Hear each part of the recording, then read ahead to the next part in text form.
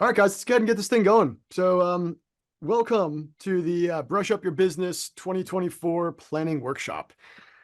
This is an event for all of you hungry painting business owners out there looking to generate some more freedom in your life, whether that's financial or time. We all want more freedom. This event is brought to you by Base Coat Marketing. We are a marketing partner exclusive to painters, and a big shout out to our fantastic industry partners as well. Tanner and Drip Jobs, what's up? Hey, So today we are going to hear from several painting business owners, many of which are doing above seven figures. So they have solved a lot of the problems that many of you might have already been facing today. And we're going to discuss how they map out their year. So we are going to get to know your numbers intimately.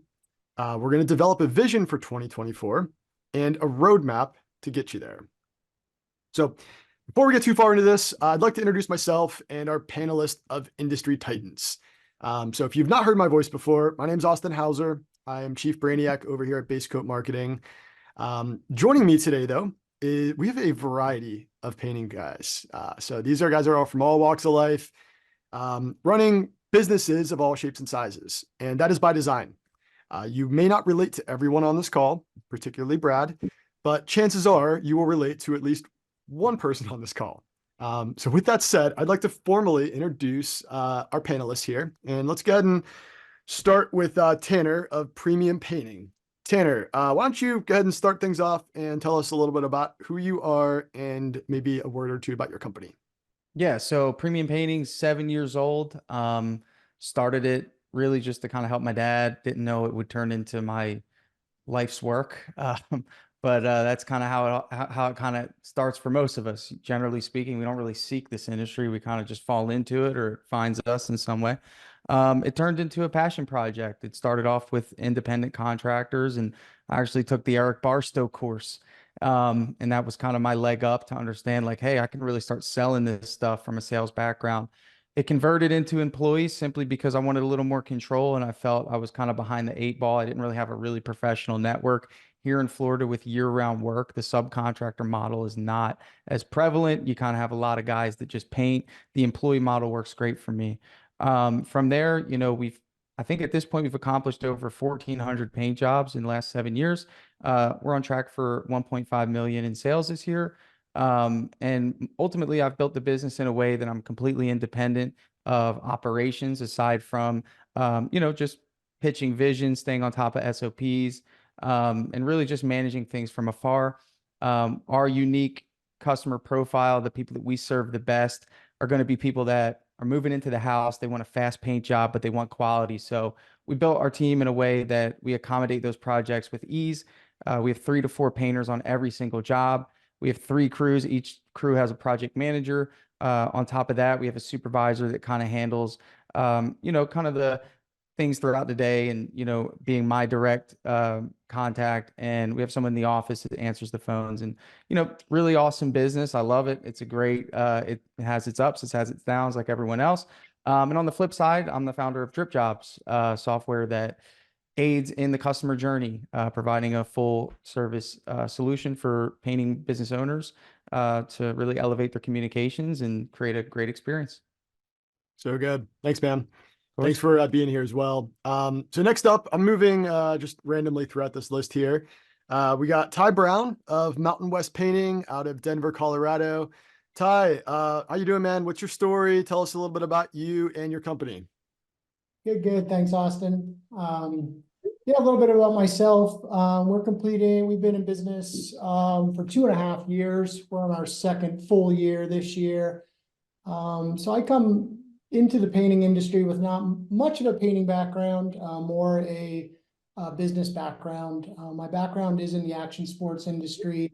Came out of multi-unit management, multi-location management. So running about 30 million plus business there. So, but yeah, got into painting. I wanted to get into trades, was drawn to the industry, and so far so good. Like I said, we're in our second full year. We're going to hit 1.5 this year, and to continue to grow next year as we build a team. Unlike Tanner, we do run off a subcontractor model, with the plans of heading towards a hybrid model here in the future. Awesome. Thanks, Todd. Next up, let's call out Steve Burnett of the Paintly Company. Steve, tell us about you and who you are, your company. You're up. Yeah, hey, what's up, guys? Yeah, Steve Burnett, the Paintly Company in the Metro Detroit area of Michigan. Yeah, man, like back in 2012, I was waiting tables at a restaurant, not really knowing what else was out there for me until a buddy of mine and I started painting a couple houses for one of his family members, and I realized that was way cooler than waiting tables. So for years, I was kind of doing the thing where I was just, trying to find jobs and exchange my time for money by doing the actual paint work. 2019 kind of did a rebranding and became the Paintly Company. And the past couple years for me have been all about trying to professionalize and move into that business owner role and delegate things. So it's been a pretty cool process. We've kind of swam between like the 400 to 600K mark over the past couple years, and I'm kind of going through that crucible of like trying to figure out how to go from like the 500K mark up to like the $1 million-ish mark over the next couple of years, but also to refine and be profitable. Thanks, Steve. All right, Russell Peach Painting. Russell, I see that we're missing an L in your name in this picture. So fortunately, your face is unforgettable. So Russell with two L's. Tell us about yourself and your company. Glad you called it out, Austin, because that was gonna be my first thing. So with two L's. Yeah, Peach Painting, owner of Peach Painting. So started the business right before my 19th birthday. So I got in it pretty young, about 8 years ago. So we started off, doing full remodels and moved down to strictly painting. We were doing apartment turns, commercial work. Doing that for quite a while. Stayed pretty stagnant around 400 or 500 grand a year. Really wanted to build a bit bigger business that we can scale and have more team members and book out. And it was really impossible to do it with that side of the business. So luckily I was scrolling through Facebook one day, didn't know how to really professionalize the business or didn't know how to take the next level, start breaking to the residential market. Shout out to my man Tanner, came across some of his stuff. He helped me tremendously transitioning from commercial to residential. So now we currently still run commercial jobs 7.5 years later. But now 2.5 years ago, we started the residential side, and that's all we're focused on right now. So last year was our first $1 million year. This year we have probably about a 35% increase this year. And next year, hoping to blow things up even more. All right, last but not least, Brad Ellison Painting. I feel like most of you know who Brad is in this call. Brad, tell us who you are and what your company looks like. Did you say that people may not be able to relate to me? And if so, what did you mean by that?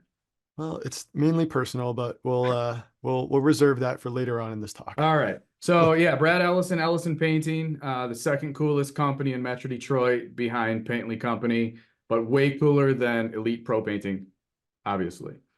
Started my business about 1.5 years ago after running someone else's company for a few years, and scaled up quite quickly. 2022 was quite profitable for us. 2023, we're going to end up at just under 3 million in sales. So that's our first full calendar year, and aiming for 5 million in 2023, which Jason Paris says is impossible, but I don't know, it probably wouldn't be possible for him. Awesome. Thanks, Brad. All right. So I want to, first of all, I know all of you are extremely busy running companies and such. So I first just wanted to thank you all for being here today and for taking the time to contribute as much value as you can. So without further ado, let's go ahead and jump in. So if you are listening in, I presume you have a business. And if that business is not a painting business, you are on the wrong event. So I'm also going to presume that you want to grow that business. And if you do, you have to know two things. You have to have a vision and a plan, right? As if you're not growing, anybody know what you're doing if you're not growing? You're dying. You're dying. Yeah, if you're not growing, you're dying. So you need a vision and a plan. So most of us business owners, we're very good at identifying what we want, but we are horrible at mapping out a plan on how to get there. So where do we start? We're going to do a little exercise, and I want all of you panelists and everybody else listening in to take part in this. We're going to get crystal clear as to what we want and why we want it. All right. So in this case, the why is more important than the how. So if you're driving, if you're listening in to this event in the car, I consider pulling over for this one. For those of you who have already done a vision mapping exercise in the past, pull up a seat. You can never do this too often. All right. So the first thing I want everyone to do is close your eyes. All right. Close your eyes. I can see all you on camera. All right. So close your eyes and fast forward in time exactly 1 year from today. It's December 2024, Thursday before Christmas, and you just had the perfect year. You set goals today for the end of next year that you not only reached, but you've crushed those goals. So what does that look like for you? Did you buy a new house? Did you hire the right people to free up your time? You had the best year you could have possibly imagined, right? So every box you wanted to check has been checked. How much money are you making? What is your stress level like? Where are you investing your time? All right, I want you to get crystal clear on what you want. The more real you can make this in your mind, the more likely it is going to happen. Did you maybe buy a boat or buy that car you've always wanted? Or maybe you took your wife out to a nice dinner at Applebee's, right? So keep your eyes closed. You're standing at the edge of the perfect year. Why are you standing there? Good things do not come easy. So why did you go through all of the pain and suffering throughout next year to get to where you're standing? What does that mean to you? How does it make you feel? Right? So you've conquered all your goals. Don't worry about the how. We're going to get there. The why is more important to you right now. Are you looking for freedom? Financial, time, stress, maybe all of the above, right? Is it about security, maybe for you or your family? The why is more important than the how. All right. So why is this important to you? Feel it. Know exactly why you want it. It's 1 year from today, and you've achieved everything you set out to achieve. Okay. Open up your eyes. Now, don't let that feeling go. All right. We're going to create a roadmap on how we're going to get there. But first, panelists, I want to hear from you. What does your vision look like for the end of next year? Where do you guys want to be? Somebody volunteer, speak up. I want to hear from you guys. Number one thing that I would love at the end of the year is for my wife to say that I was the husband and dad that she really wanted and needed me to be for this year. Yeah, it's about as good as it gets, man. Who else has got something? I'll jump in. So for me, kind of plays into what Brad was saying, have a daughter on the way and a 3-year-old son here. So of course, I want to make sure I'm there for them as much as possible. But the way I'm going to get there is by, building a sales team, building the production team and everything, running systematically. So good. Tanner, anybody else have anything they want to share? For me, yeah, you have all the different categories. As you're like saying that, I'm thinking, man, he's gonna ask me what I'm thinking of, and I'm like, man, where do I start? I need much more time than 45 seconds. But for the sake of keeping it, relating to the painting business, because I've just found that this year was full of impact, man. There was a couple of my guys were able to buy a house for the first time. We were able to give some opportunity to some people that otherwise wouldn't have gotten it. Someone became a crew leader this year. And that's important to me. At the end of the year, I think if we were just focusing on the painting business, I can see myself at the Christmas party again, handing out different awards to different people that gave them something to strive toward, and I think this is the second year I've done that where we have these little awards, but, 3 of the people who got an award this year didn't get one last year. And it really just shows their growth within my thing. So relating to the painting company, I want to create another crew. I want one more crew in a neighboring town. And to be honest with you, I mean, for me, it's a lot of work. We know how many leads you need to keep one crew of 3 busy. It's going to require more money, more effort, more time. But what it really does in terms of impact, it gives someone else on my team an opportunity to manage a crew. So for me, that's kind of something that I'm looking forward to. It's just creating more opportunity, more impact. Awesome. All right, guys, let's go ahead and get into the first step of this, and that is creating a plan or a roadmap. But before we can create a map, what do we need to know? Does anybody have an idea as to what you need before you can create a map? You need a destination, Austin. Yeah. You need a destination, but what else do you need? You need a map. You need a map, okay. So you need to know where you are today, right? So if you want to, you have a destination in mind, but it's hard to get there if you don't know where you're starting. All right. So where we want to go, that's our vision. What we need to do next is identify where we're starting today. All right. So this is where we're going to need some numbers. And I want to be clear for anybody listening in, if you don't have all of these numbers, looking at you, Russell, make it up. Make your best educated guess. All right. Starting and perfect should never be used in the same sentence. Perfection is the lowest standard of life because it does not exist. So again, we are going to ask for numbers, but these numbers do not need to be 100% accurate. You just need to be able to pull together the best data that you have. So at the very least, start keeping track of this next year. Best time to plant a tree was 20 years ago. Second best time is today. All right. So now I have a list of high-level numbers here that are important to grow your business. But as you scale, you will need to shed some light on things like margins and cost of goods and all these other fun numbers. But for the sake of this exercise, these numbers are grouped into two categories: contacts and company. All right, so we first want to start by collecting numbers at the contact level. All right, these numbers are going to be things like leads, estimates, or jobs, right? They're at the individual level. So things like, where did you acquire a contact? When did you acquire a contact? Where are they physically located? And again, a contact could be just a lead. All right, so in most markets, when we're talking about location, we want to focus on things like zip code because it's an easy metric to group. Where'd that lead come from? Was it a referral? Did it come from Google or social media, right? The source of that lead is really important. Did they book an estimate? Did you close a job? If so, how much was that job worth, right? These are all very simple numbers. And because they're simple, they should be something that you're keeping track of because we need these numbers to compute the numbers at the company level. All right, so again, we're keeping this real simple here. So company level numbers are going to be year-to-date numbers such as total revenue sold, average job size. We typically look at that in revenue. Total number of leads, estimates, closed jobs, and your total marketing investment, right? So company numbers are important because it gives you the data you need to set goals for next year. So panelists, there are a ton of other numbers that I'm sure you guys keep track of, and I want to talk about that. So unmute, speak up. I want to know, what other actionable numbers do you guys like to keep track of? And I want to be clear, we're just talking about numbers here. KPIs we'll discuss next. So on top of these, closing rate, set rate of estimate requests to actual estimates delivered,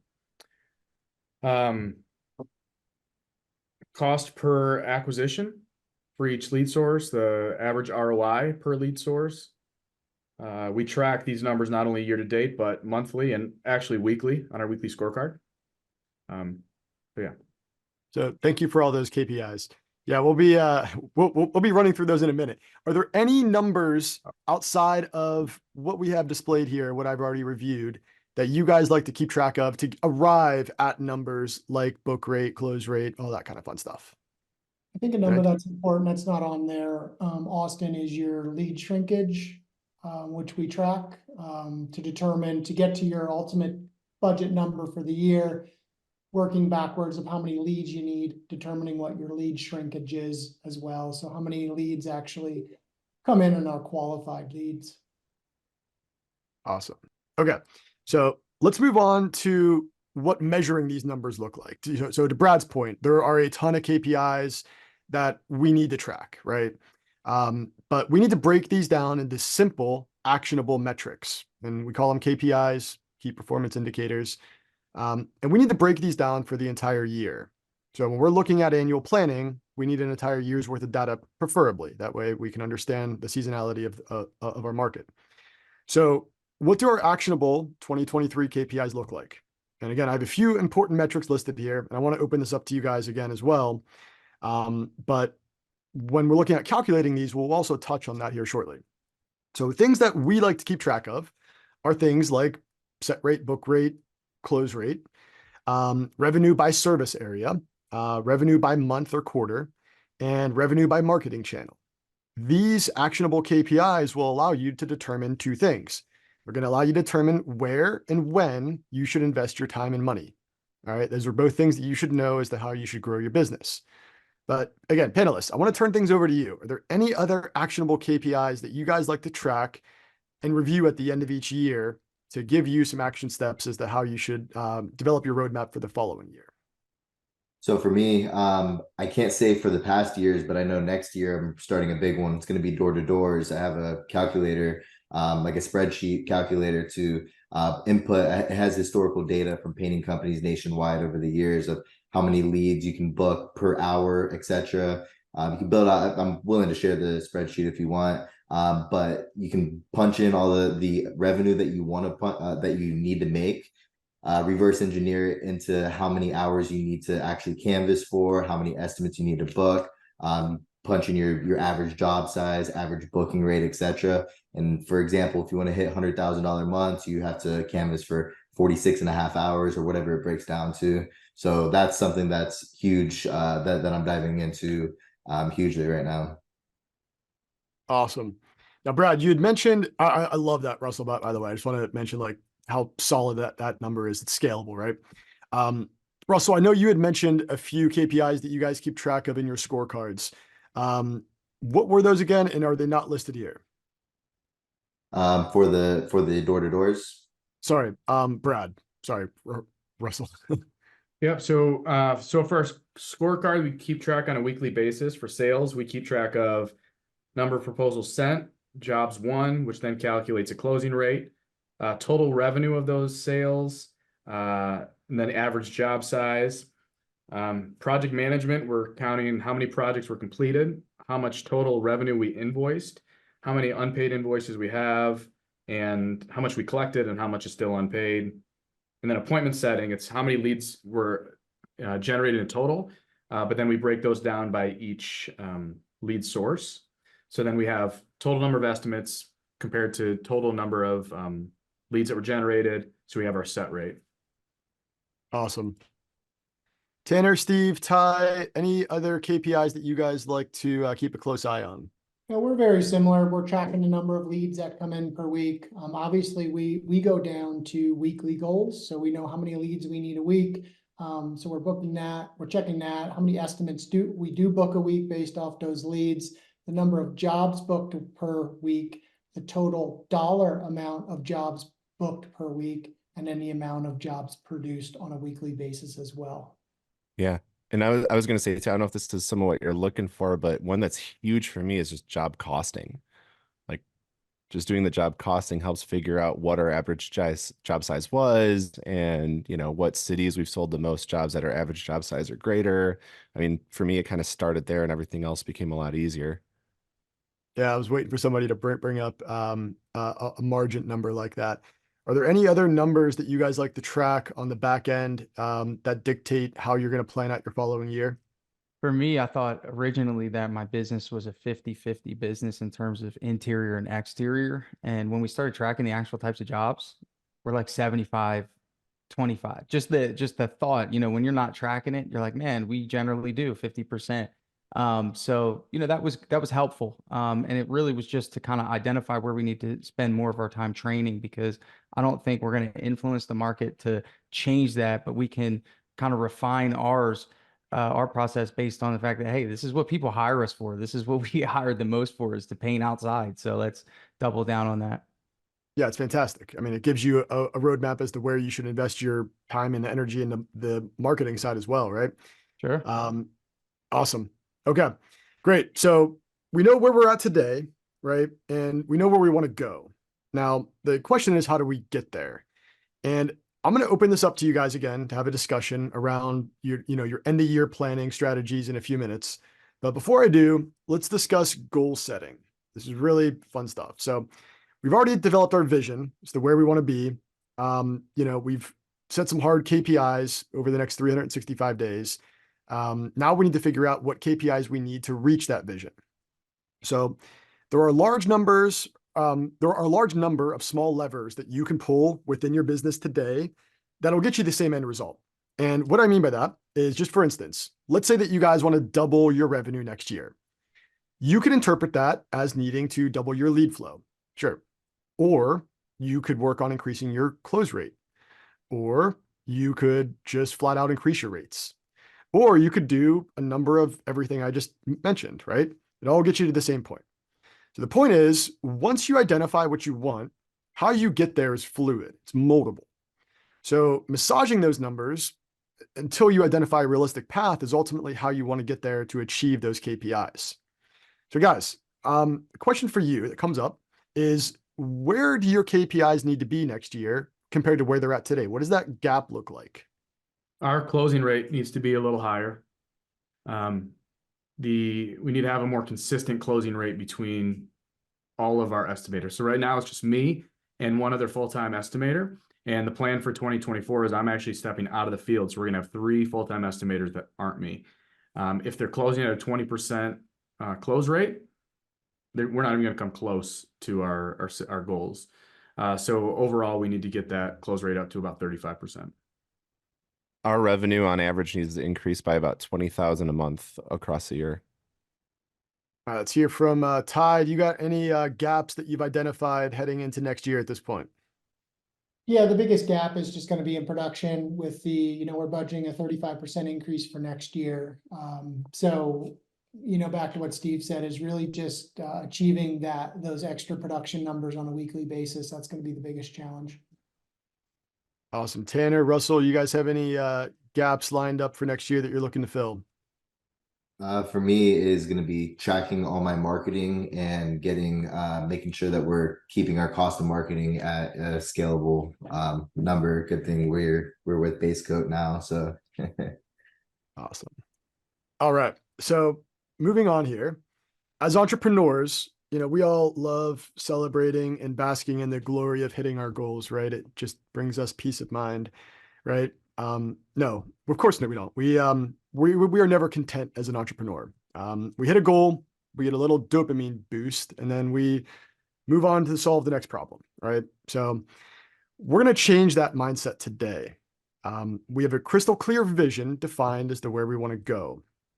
Now, I want you to, in order to make this part of your everyday life, we need to make sure that we are identifying that vision in our daily life. So for instance, if you plan on buying a dream home, if that's your vision by the end of next year, I want you to go online and save that as a picture on your phone's background. It's something you look at every day. If you plan on going on a 2-week vacation to Fiji, great, go print that out and hang it on your wall, something you look at every day. Whatever your vision looks like, you need to ensure that it's firmly planted in your everyday life. So when, not if, but when you reach that goal, you'll know exactly how to celebrate. It's very important that we don't just blow by. Entrepreneurs, we're very good at that. So take this one step deeper. As humans, we are wired for 2 things: avoiding pain and seeking pleasure. Unfortunately, your brain is not wired to make you happy. It's wired to keep you alive. So naturally, we are going to gravitate towards pain avoidance. So as such, we need to set not only a goal, and not only what we want to do once we reach that goal, but also we need to define a punishment, something you don't want.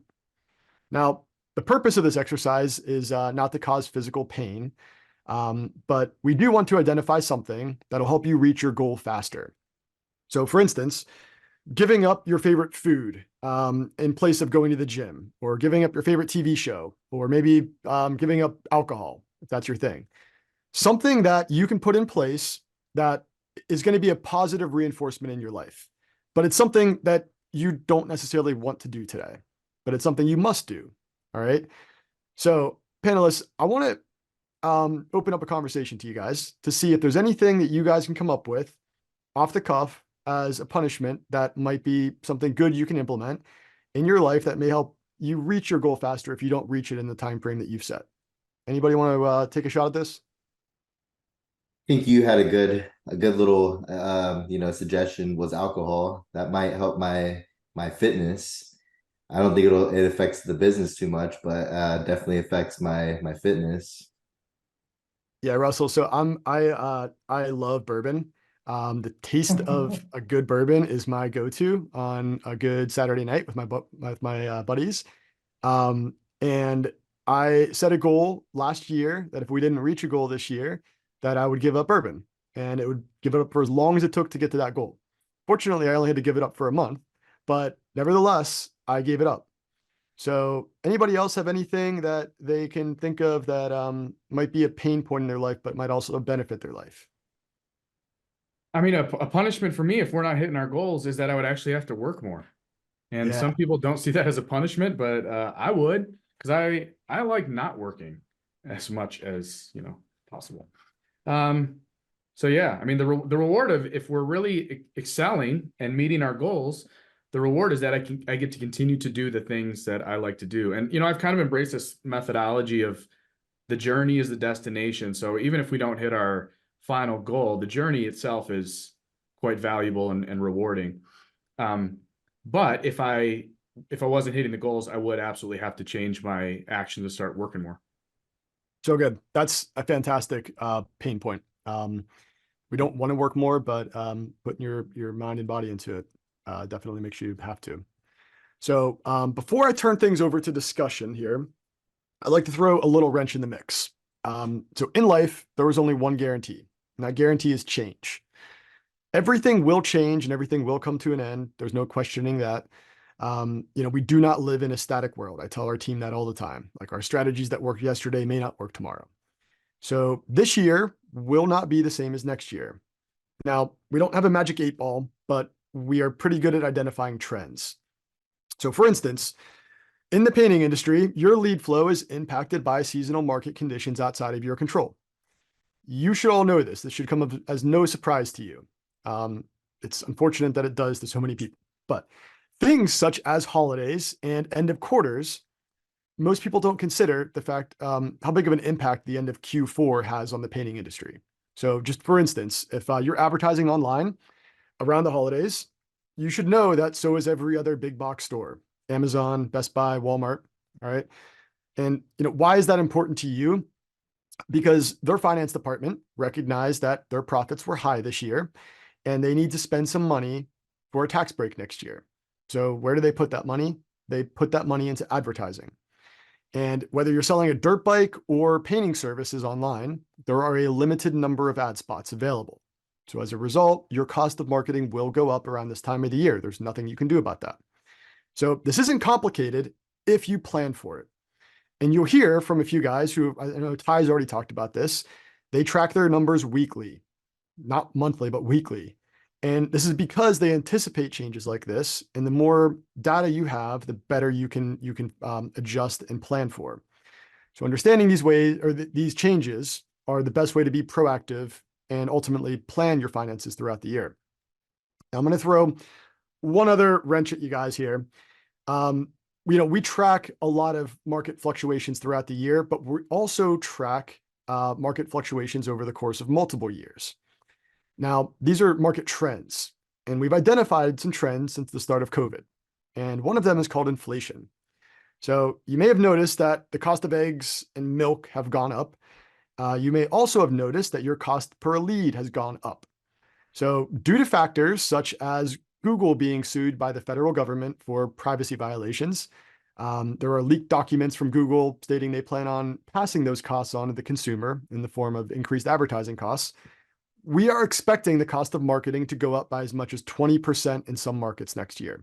So you guys all won't feel this. I would say most of you will, though.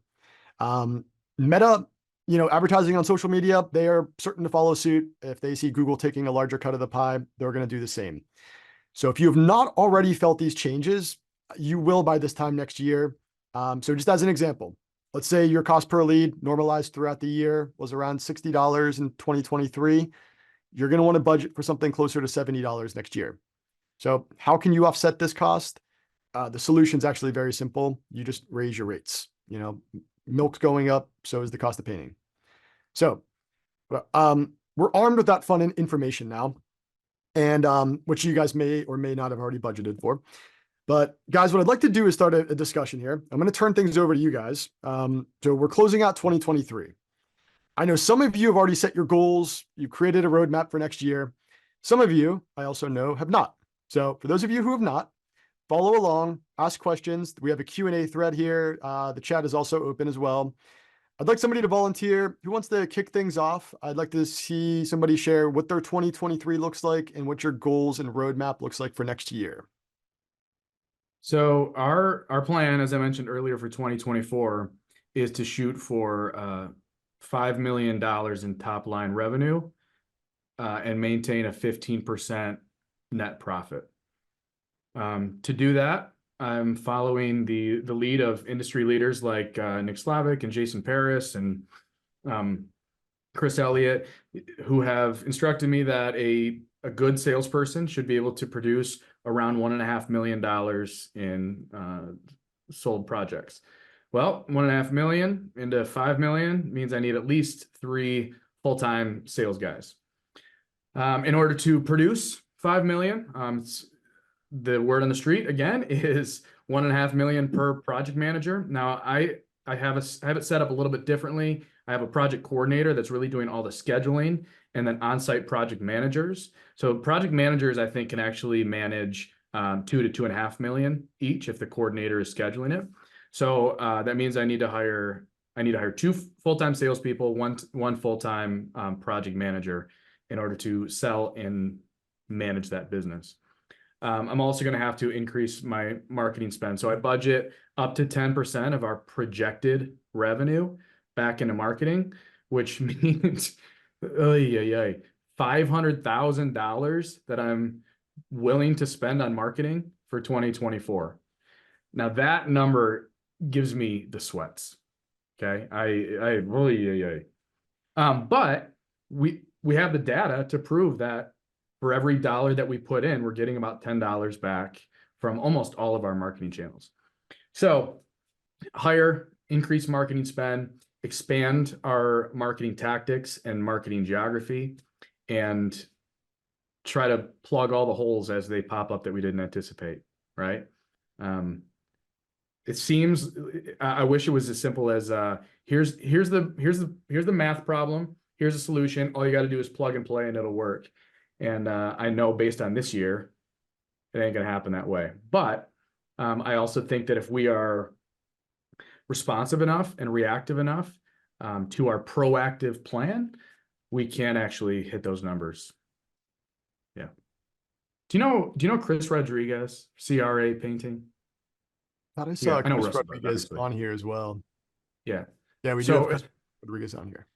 yeah. So Chris actually provided this spreadsheet for a bunch of us, a few of our friends, and it is absolutely phenomenal. He even, not only did he send it to me, he like put my little logo in it for me. Can I share my screen and show you like how we're gonna try let's do it. this? Okay. Share. All right. So what I have, so this is the spreadsheet. It allows you to put in what your sales goal is. So sales goal is 5 million. I put in my average job size, and this is based on data from 2023. It was 6,029, so I rounded it to 6,000. Appointment set rate based on our numbers is actually 82%, which that's pretty high, right? Yeah. Is it high, or is that average? 70% is about average. So you're running high. So we're at 82%. So I actually rounded down to 80%. And then target close rate is 35%. So what this does, it takes these numbers and then it breaks it down. Okay. And the other thing I inputted here is I looked at data from the last 2 years and figured out what percentage of each month should I plan on for sales for that year. So January is going to account for about 3% of our sales. February is 3%, March is 6%, April 7%. So it takes all these numbers, and then what it does, it generates based on how many working days we have each month, how many leads need to come in. Based on 89 leads being generated, it says we'll set 71 appointments. 71 appointments at our close rate of 35% is going to be 25 jobs. 25 jobs at $6,000 average job size is 150,000. And then it'll keep track of all this and show whether we're ahead for the month or behind, ahead for the year or behind. And then we can adjust our strategy kind of on the fly. This spreadsheet is phenomenal. So thank you, Chris. Isn't that amazing? Like how granular that is? Yeah, it's a great I love the automation. spreadsheet, Brad. Thanks, sweet. We have the same identical spreadsheet. It's almost like it may have came from the same source, but I'm sure it did. It's Yeah, I'm not broken saying down weekly, which is it, but it's identical to that, and it's great. Yep. Yep. So anyways, this is one of the tools that we did not use this year. We used our weekly scorecard, but this is going to be more helpful to track at a little bit higher level and my whole team can see this at any given time. Hey, Brad, I'm curious, have you filled that in for this previous year? I haven't, because he just sent it over earlier this week, and I was able to update it this morning in preparation for this meeting. But that is something I want to go back and do and see how the numbers would have worked out, because I do have the data for how many leads were generated for each month and how many estimates then we delivered and how many jobs we sold. Yeah, it's always nice to have that reassurance that the data you're guesstimating is going to be true, is actually holds true for the previous year. I'd be very interested to see how that comes together on that side. Yep. Love that. Anybody else? Oh, Brad, would you do you have a template, or would you mind sharing that spreadsheet with me and I can send it out to anybody on this event? Let me get permission from Chris first, since he sent it to me.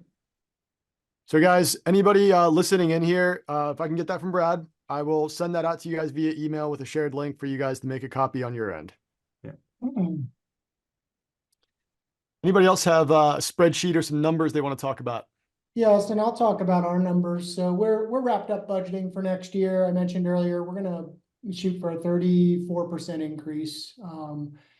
So we have a budget of 2 million. We ended up at 1.5 this year with a 50% GP. We ended up with our net profit for the year is 31%. So you talked earlier about inflation, right? And I think it's something, I know we all talk a lot about top line sales. We talk about GP, but we never talk a lot about net. And in the industry, it seems, and at the end of the day, that's what's keeping the lights on, right? So I think with inflation, the number you brought up before, that's really, we're focusing on top line sales, we're focusing on GP, but that inflation is really going to hit below there and really impact your net profit.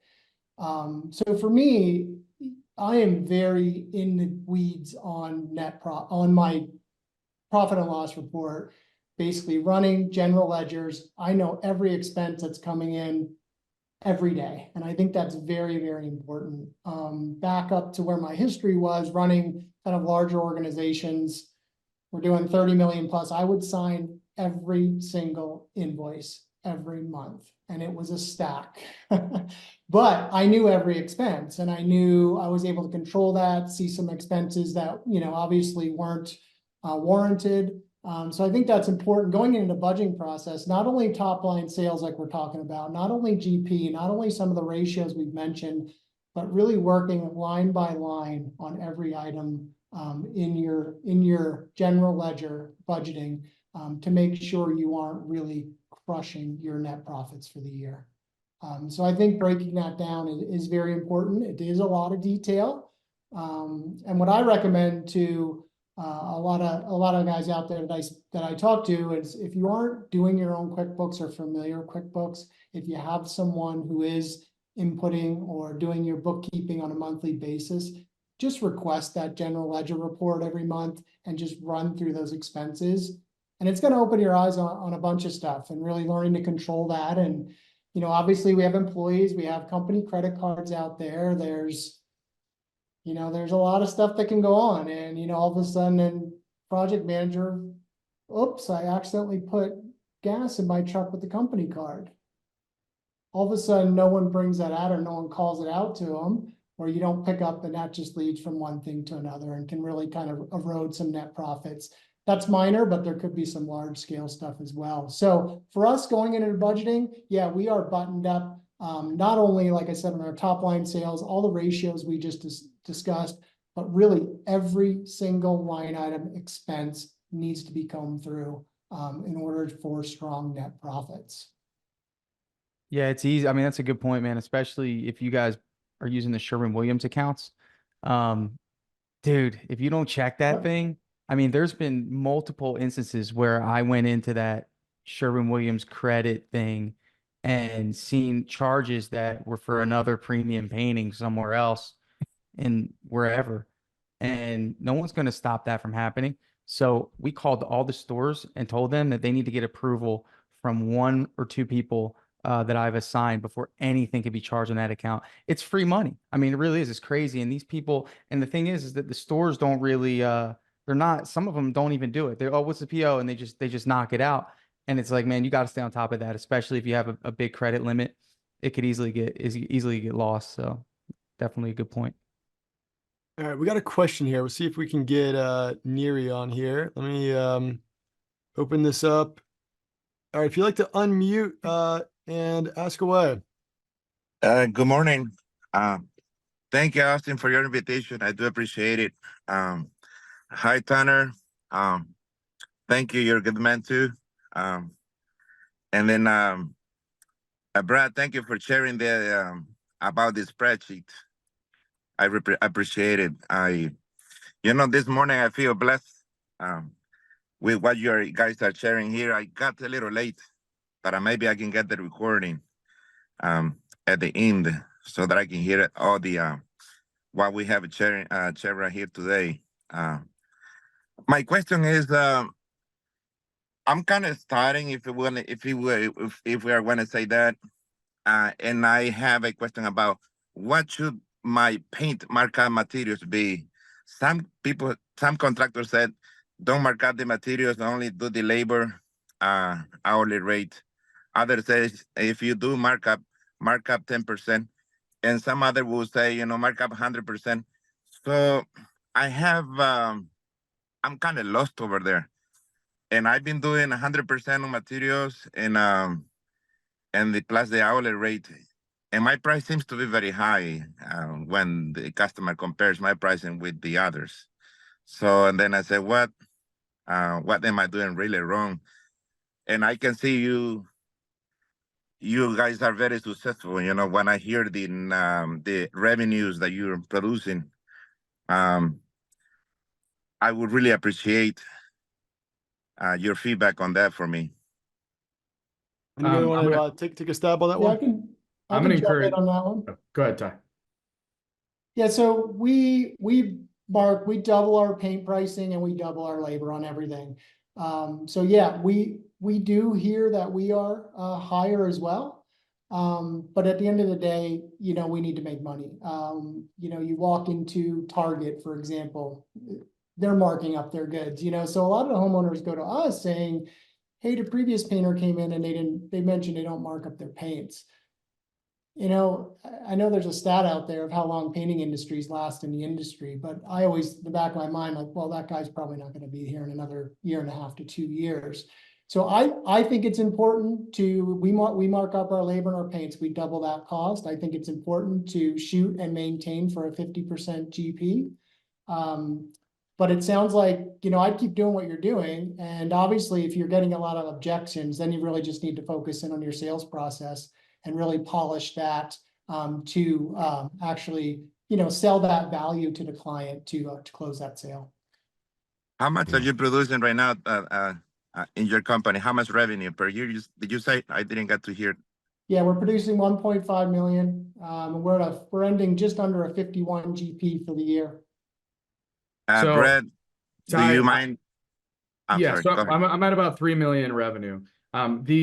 Whether someone upcharges for paint or doesn't, like we don't, we provide it at cost. It's just a pass through for us. We use it as a selling tool. I don't think I'm going to be out of the industry in the next couple of years because I do that. Right. So there's a million ways to skin a cat. What I was going to say is I actually think Tanner should kind of chime in here because I've heard him speak so perfectly about the sales process and building value, and that even if your price is higher, people will still pay the higher price because of the value. Tanner, do you have any words to say on that? Yeah, that's it in a nutshell. Neri, I mean, this is such a deep conversation, but I'll try to give you an example. When you think about if someone's really thirsty and they go into a gas station and they spend $4 on a bottle of water when they could go to the grocery store and buy 24 bottles of water for $4. There's a reason why they're doing that. And that reason is because they have a specific need, which is thirst. And if you only think that the need that you solve is painting a house, you are not going to win customers consistently. And I think what it requires is really extreme awareness of the desires and the true motivations, not only just the good stuff, the bad stuff, the fears, the apprehensions, the anxiety around hiring a contractor, and positioning yourself in a way that makes the customer feel safe. Here's a good example.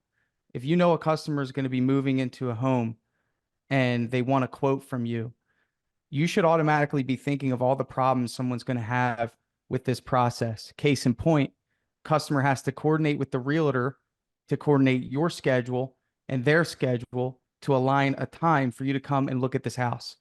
Well, if you're aware about this situation, you can alleviate the customer's concerns. You can say, hey, listen, I'm sure online your house has 50 photos that I could look at, and most of our pricing is based off of square footage anyway. I'll save us the time. What I'll do is I'll give you a virtual quote and I'll have it in your inbox today.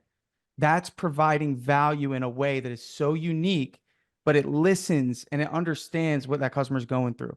That's just one part of it. You really got to identify all the different types of motivations and all the reasons why people really want a paint job, because no one just wants a paint job. They're after what the paint job is going to afford them, whether that's allowing them to move in fast, whether that's creating a new environment, whether that's, you know, a change that's desperately needed. Maybe it's helping them move out and sell the house for more money. Maybe it's to get the HOA off their back. So you got to be a listener. You got to be a student.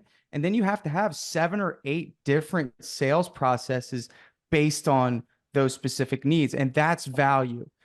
So maybe that'll help, but that's kind of the concept of really just understanding, dude, your problem that you're solving is not painting. And if it is, so is everyone else. And really, when people get a price and that's the only problem their estimators are offering to solve, then it makes sense for them to go with the lower price. Why would they pay you more? You know, people aren't stupid. They might like you as a person, but they also like their money, and you got to give them a reason to spend that money. So that's the concept behind it. Thanks, Brad, for the interjection. Appreciate it. Also, the when you offer the product, do you tell them what product you're gonna use? Pro March 200 Super Paint duration.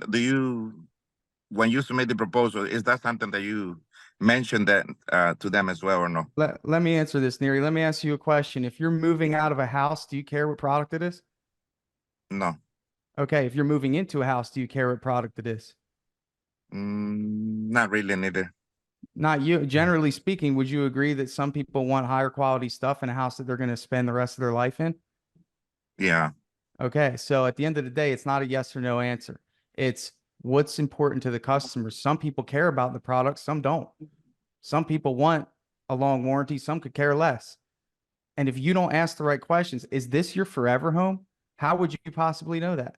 So that's to answer. I'm sorry, guys, I didn't mean to cut you off, but that kind of piggybacks on what I'm saying is these aren't yes and no questions, man. These are every customer's different. We need to align our sales process with what's important to them. Thank you. So good. All right. So Neri, we will be sending out a recording after this as well. So you guys can check your inboxes for that. I want to call on John Carlo here. I'm going to see if I can get you on live. If you're available, go ahead and unmute. There's some Q&A here that I want to bounce off you guys as well. This is one for anybody that uses subcontractors. And that is, where do you guys find the best subcontractors, online or offline? How do you go about vetting and onboarding? I can start. Go with for it, where we Brad. Find it, and I think Brad's the pro at onboarding. So we don't have success putting ads out. We just seem to get a lot of bad leads for subs that way. So we typically recruit our subs, whether we see them at a gas station, we see a good looking van loaded with ladders, whether a Sherwin-Williams store, we're approaching them there, you know, obviously asking, building a relationship and starting in contact with them to do future work. We also work with our Sherwin-Williams rep. Our Sherwin-Williams rep has provided us with some great subcontractors. That's typically what we've had the best success with. Obviously, the Sherwin-Williams rep isn't going to send any bad subs your way. And, you know, that's kind of the best bet because as Brad knows, you know, running a large amount of sub crews, you're going to go through a lot till you find some that stick. So we don't run any ads for subcontractors. I've found myself in this unique position, thanks in large part to Tanner and kind of my visibility within his Facebook group, that when I'm looking for subs in Metro Detroit, really what I do is I post in that group, and because it says next to my name, admin, and it says group expert, and I've been on a bunch of podcasts, I get a lot of opportunities to meet subcontractors as they reach out. I also get a lot of referrals from my Sherwin-Williams rep. That's kind of his primary directive from me, is to get the subcontractors that come into the stores pointed in my direction. So anyone that goes into a local store and asks if any contractors are looking to bring on subs, they usually hear about Ellison Painting. The onboarding process is, not complicated. The first thing that they have to do is they have to send a copy of their workers' comp and general liability insurance to Veronica that works for me. And once I have that, then I'm willing to set up a time for them to come to the office and chit chat. And we take about 30 minutes, and I just hear about their background, what are their capabilities, how many people do they have in the crew, have they worked for other contractors before, what do they like, what didn't they like. And really, it's just an idea to, it's a time to get an idea of whether I think that they would be able to represent Ellison Painting well or not. Can't really verify the quality of their paint work until they're actually on one of your job sites. I don't believe in looking at their pictures. They all want to show you pictures of the finished products or finished projects, but obviously they're only going to show you the ones that look good. And how can you even verify that they're theirs? Right? They could have just stolen pictures from Russell Beach. Who knows? So as long as I think that they are decent, high integrity people, then and we have work available, then I'll give them a shot, and we'll get them onboarded. We do have a really nice onboarding packet that my team designed.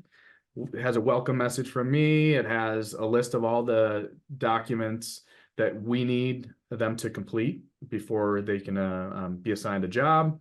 It has very clearly defined expectations, some SOPs on, how are we going to schedule this leading up to the time of the project? What does it look like when we kick off? What does it look like when we wrap up? What are your responsibilities after wrap up? So really it answers all those questions.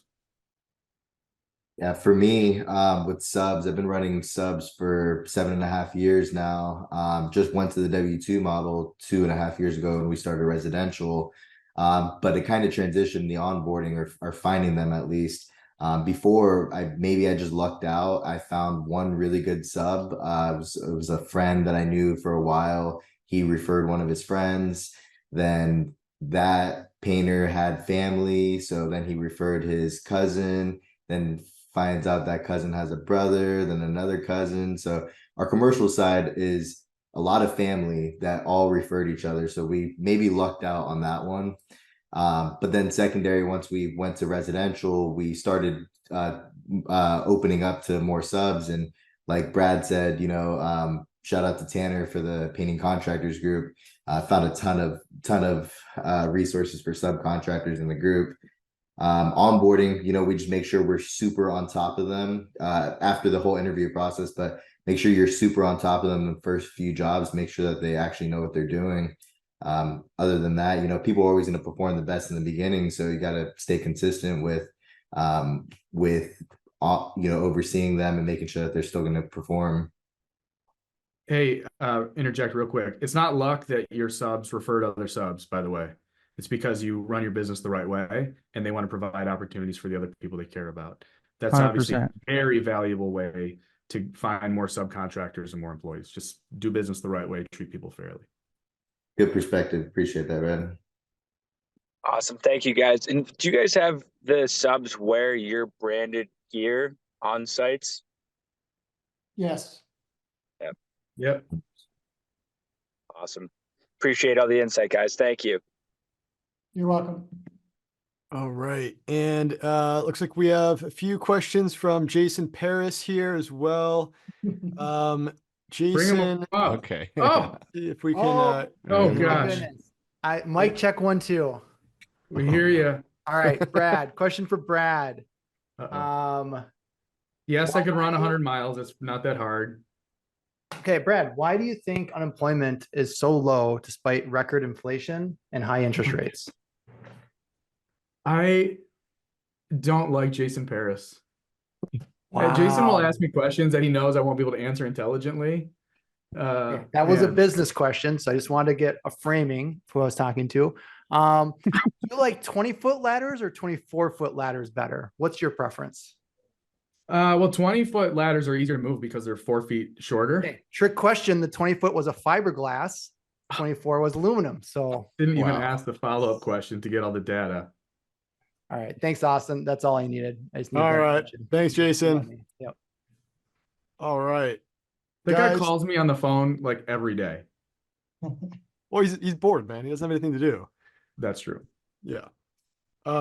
Gentlemen, today was great. I appreciate everybody coming on board, chatting today. For those of you listening in, we will have a call recording of this that I will send out at some point next week. Brad, keep me posted on that spreadsheet. If we get a green light there, I will already send- sent it over via email to your team. All right. So everybody on this call, you will receive a copy of Brad's spreadsheet. You get a as well. spreadsheet. You get a spreadsheet. You get a You- spreadsheet. Yeah. So, all right, guys, it's Christmas. It's right around the corner. I hope everybody has a fantastic holiday, fantastic Christmas. Guys, thank you again. Talk to you guys soon.